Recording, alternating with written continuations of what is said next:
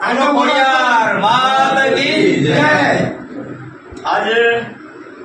લખતર તાલુકાના વડલા ગામે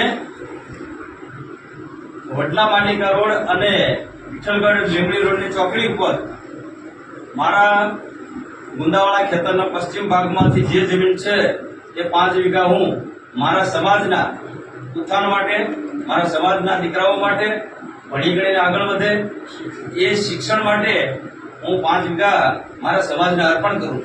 તેમાં મારી કોઈ શરત નથી. શરત એટલી જ છે કે સમાજ શિક્ષિત બને, આગળ વધે અને સમાજ ખૂબ સુખી થાય, યુવાનો ભણે એવી મારી અપેક્ષા છે.